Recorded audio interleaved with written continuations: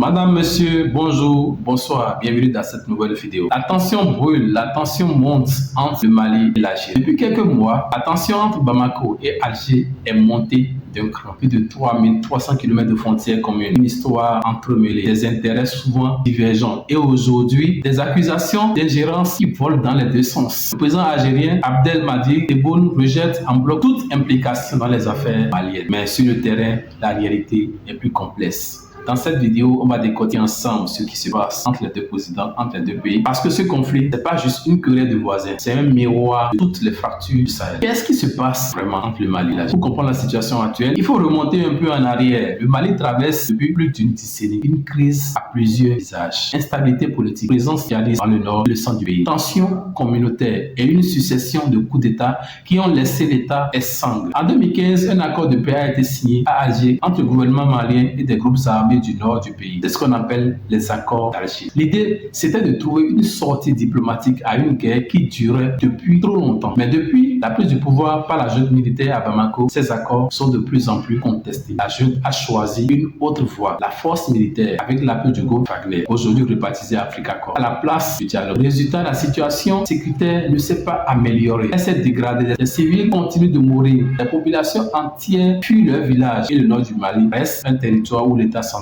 n'a quasiment aucune présence. Ceci, il n'est pas nouveau. C'est comme le dit un observateur a averti. Chaque fois qu'il y a un changement de direction au Mali, il y a une tentative de régler le problème par la force. Et chaque fois, ça échoue. Dans ce conflit entre le Mali et l'Algérie, quels sont les vrais acteurs? Dans ce dossier, les intérêts se croisent, s'affrontent et se camouflent. Premier acteur, la junte malienne. Elle a besoin de légitimité interne. En désignant l'Algérie comme une puissance qui s'ingère dans ses affaires, elle se pose en défenseur de la souveraineté nationale. C'est une stratégie politique classique. Trouver un ennemi extérieur pour souder les rangs à l'intérieur. Le deuxième acteur dans ce conflit, c'est l'Algérie. Alger n'est pas un acteur neutre dans ce dossier. Elle a des intérêts sécuritaires directs. Une frontière poreuse de plus de 3300 km avec le Mali, des groupes armés qui circulent librement et une menace terroriste qui peut déborder sur son territoire. L'Algérie a aussi une ambition régionale. Elle veut être le médiateur incontournable dans le Sahel. Les accords d'Alger, c'est sa carte maîtresse. Si ces accords sont enterrés par Bamako, Alger perd de l'influence. Nous avons les groupes armés du Nord. Certains ont signé les accords de 2015.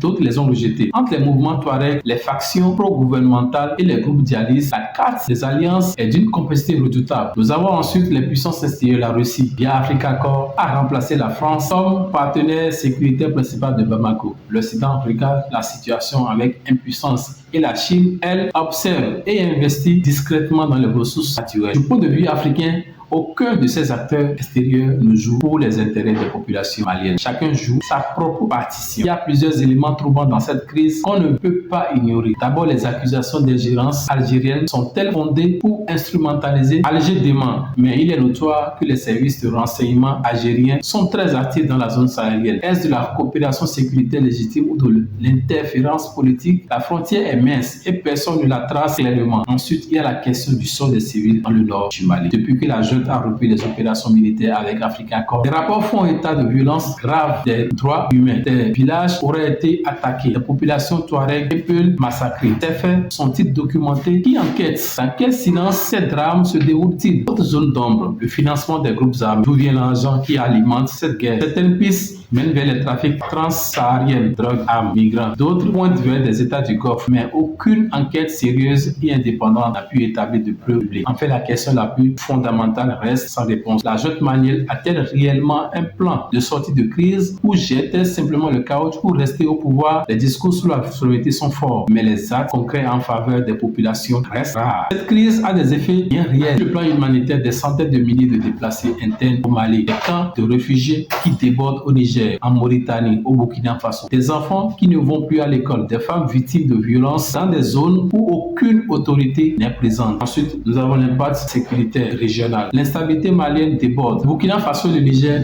eux aussi, sous gouvernement militaire, font face aux mêmes groupes armés. Le Sahel est en train de devenir une zone grise où ni l'État ni la communauté internationale ne peuvent garantir la sécurité des civils. Ensuite, nous avons l'impact diplomatique. La rupture entre le Mali et ses anciens partenaires occidentaux, le bras de fer avec l'Algérie, la méfiance envers la CEDEAO. Tout cela isole Bamako sur la scène internationale. Il y a un pays isolé, un pays qui négocie mal, qui attire moins d'investissements et qui paie plus cher sa dette. Ensuite, nous avons la politique précédente de la Mali. Si la junte malienne réussit à suivre politiquement en rejetant les accords de paix et en jouant la carte nationaliste, d'autres joueurs de la région pourraient s'en inspirer, ce qui fragilise encore davantage la culture du dialogue et des institutions sur le continent. La crise entre le Mali et l'Algérie est bien plus qu'une querelle diplomatique entre deux voisins. C'est le symptôme d'un Sahel à la dérive, où les solutions militaires ont montré leurs limites, où les puissances extérieures jouent leur propre jeu et où les populations civiles paient le décor. La voix de la raison, comme on l'entend dans ce débat, c'est celle qui appelle à un retour au dialogue, à une écoute sincère des peuples et à des processus de paix inclusifs, pas imposés de l'extérieur, mais construits de l'intérieur. Les accords d'Alger ne sont pas parfaits. Aucun accord de paix ne l'est d'ailleurs, mais ils représentent une base, un point de départ. Les enterrer sans proposer une alternative crédible, c'est condamner le Mali à revivre encore et encore ce même cycle